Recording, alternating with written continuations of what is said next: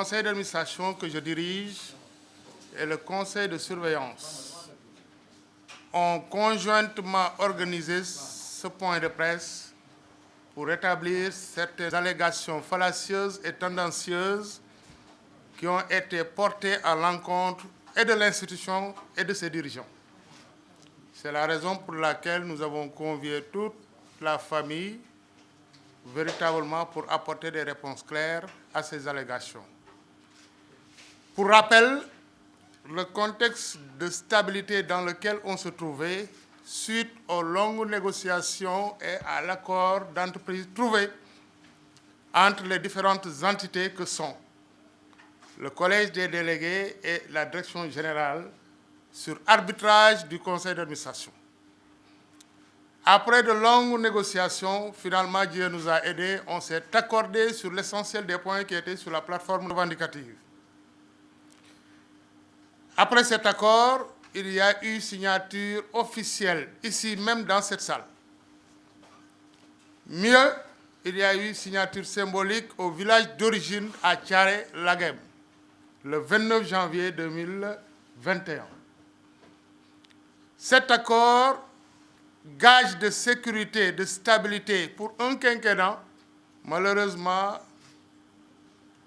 est victime d'un tiers collectif qui tenterait de la perturber.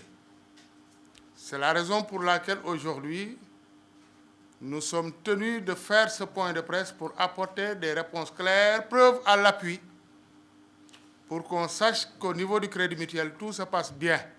Il n'y a rien véritablement qui pose problème. Toutes les entités signataires étaient et sont toujours dans l'obligation de respecter les termes de l'accord. Et aucune entité n'a le droit de violer ces termes.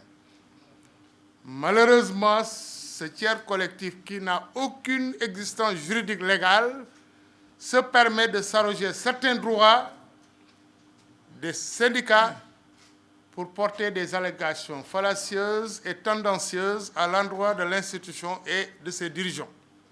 Après ces allégations, le conseil de surveillance s'est autosaisi.